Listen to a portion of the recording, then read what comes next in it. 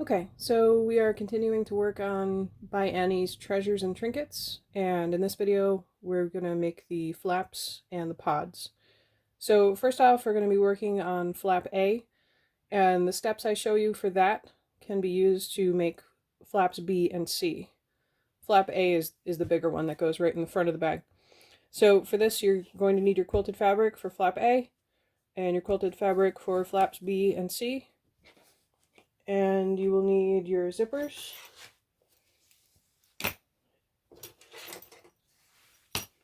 and your flap facings. This was interfaced coordinating fabric that we worked on earlier. And you will need some clear vinyl. When you look at these pieces of clear vinyl, it might be a little bit confusing because this one looks like it's oriented the wrong way. You want the width of this to match the width of your quilted fabric. Remember, if you're working with mesh, you needed to cut it a little bit bigger. The pattern has a note about that. And then for flaps B and C, your vinyl is going to be oriented this way. So it's taller than it is wide. Okay, it's the same width as your quilted fabric. There you go. You can see it over there. Okay, you will also need prepared bias binding. I'm not going to go over how to make bias binding. If you're not sure about that, you can check out Annie's video called Beautiful Bindings, and I'll put a link in the description. Okay, it's nice and stretchy. That's why we use bias binding. We're going to be going around some curved corners on this part. Okay, so like I said, I'm going to show you how to do these steps on flap A, and then you're going to follow pretty much exactly the same steps to create flaps B and C. You'll have to refer to your pattern. The measurements are a little bit different because while flaps B and C are identical, flap A is not. So you just have to check the measurements there in your pattern. So what we're going to do first, you can set the quilted fabric aside for now, because first we need to work on assembling that the window that goes on the front of it, and the zipper and the facing. So what we're going to do here is attach the zipper to the vinyl, and then we're going to attach the facing to the other side of the zipper. If you're working with vinyl and you are finding that the vinyl is sticking to your machine or to your presser foot, there are a few things you can do for that. You can try a Teflon foot or a non-stick foot of some kind, whatever is available for your machine. Or if you don't have one handy, you can cover the bottom of your presser foot with masking tape or washi tape. Any tape that is papery as opposed to shiny.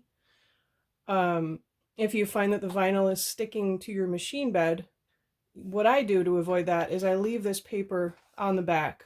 I just move it down to leave space for where I'm going to be working. So I don't sew through it. I just scoot it out of the way just enough so the paper prevents the vinyl from sticking to my machine bed. I actually use a regular 1/4 inch presser foot, and I have not had any problems with it sticking. But if you do, give those tricks a try, and hopefully that fixes it. If you're still struggling with the vinyl, let me know in the comments, and I'll do my best to help you. Sorry you're seeing a glare there. I tried a few different things to get that off for you, but I can't seem to get rid of it. So I hope that's not too distracting. But you can hopefully see here that there's about 1.5 inches maybe-ish of my vinyl where it's exposed without the paper. I just scooted the paper down a little bit to get it out of my way. So what I'm going to do first is take this zipper. Now you might have noticed I put safety pins on the end. That's just so I don't lose the zipper slide. I think most people just choose to baste the ends of it closed. Whatever you do is fine. Just something to make sure you don't lose the slide. If you do lose the slide, you can get it back on. I mean, sometimes it's a pain in the butt, but you can get it back on there. So what we want to do is we're actually going to have the zipper on the right at first. I know that sounds weird because when you open the pockets, you want the zipper slide on the left. It will be, trust me. So we're going to align this zipper tape, the top of the zipper tape, with the top of the vinyl, with the pull on the right. Okay, we have the zipper right side up. Now what I do here is I make sure the zipper tape is hanging off the edge of the vinyl just a teeny tiny bit, and that's just so when I fold the zipper tape down, it covers the edge of the vinyl. Okay, so now we're going to sew this down with a 1/4 inch seam. I suggest using thread that blends in with your zipper tape, unless you want really exposed contrasting stitches here. Okay, so I sewed the zipper to the vinyl with a 1/4 inch seam, and now I'm going to flip this over, and I'm going to flatten the zipper tape down. Now, you might have to sort of let it know who's boss a little bit, because you're also folding the top edge of the vinyl, which, you know, has some heft to it, but you're going to try to fold this down on your sewing line. So you're going to flatten the zipper tape. Don't be afraid to just push it down. Vinyl is pliable, it's just not as pliable as fabric. And then you can finger press it. You have to push kind of hard, but you can just finger press it, smooth it all along there. And what you want to do next is top stitch along the very edge of the zipper tape down here, as close as you can get without accidentally sewing off. Okay, and like I said for this part, you know, I'm going to put the paper back under here so this vinyl doesn't stick to my machine bed. Okay, and you're just going to top stitch that down. Now this should hide the edge of your vinyl. If it doesn't, if your vinyl is peeking out, what you can do is, this is how I do that. I very, very carefully shave off. I'm not even going to say trim, because you're taking off so little, it's just shaving an amount off. So I lift up the zipper tape, and then I slide my ruler in there to make sure I don't cut through the zipper tape. I fold the zipper tape down, then I take my rotary cutter and just shave off a teeny tiny amount, just enough so it doesn't peek out on the front. Okay, so our zipper is installed, and now we're going to add our facing to the top of the zipper tape.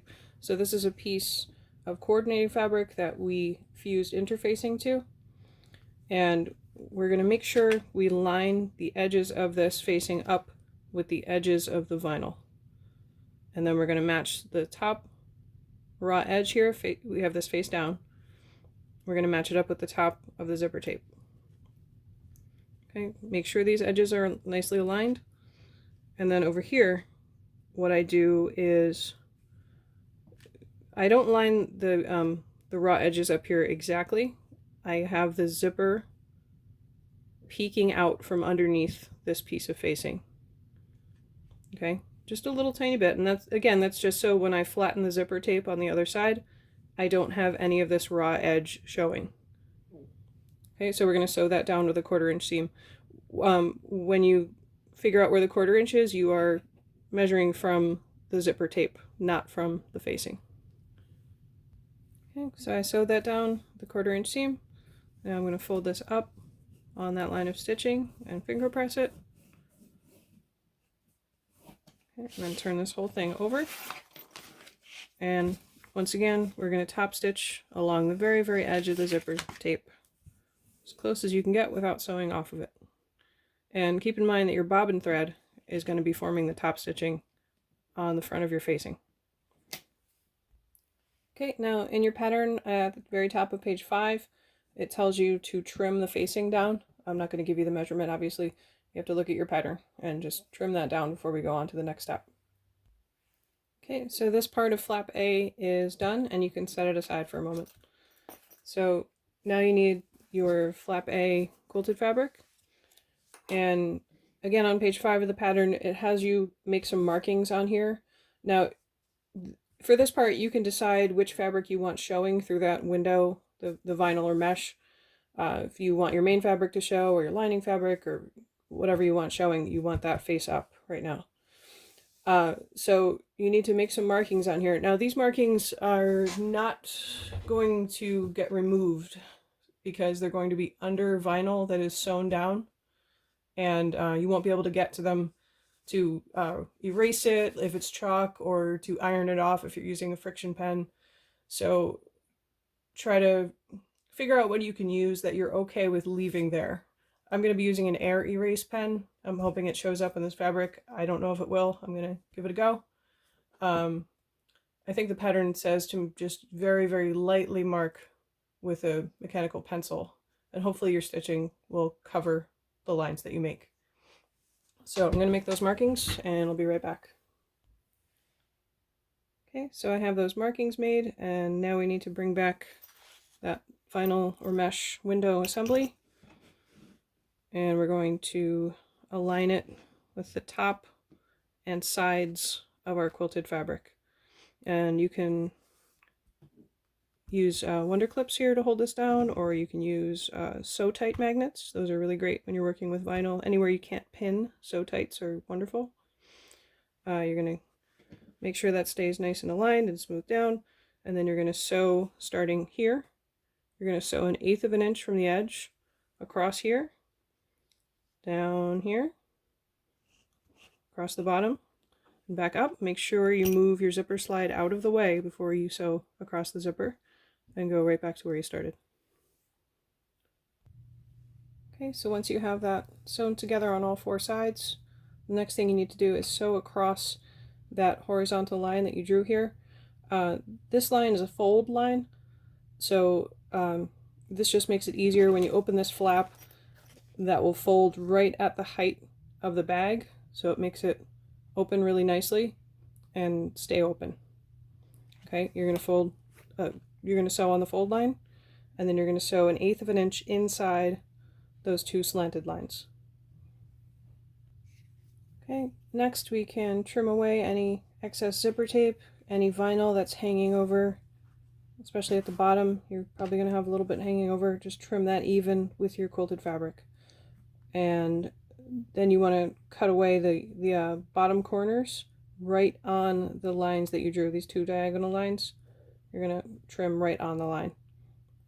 Okay, and then once you've done that, you're going to take your favorite circular object. I like the Creative Grids circle rulers, but in your pattern it tells you what size your circular object needs to be. Make sure it is exactly that size. And then you're going to use that to trim away a little bit of the corners at the top to get a nice rounded corner. Okay, once you have everything trimmed, your flap should look like this. And the last thing we need to do for this flap is attach some bias binding. So you want to fold the bias binding in half the long way. Do not press it. You do not press bias binding.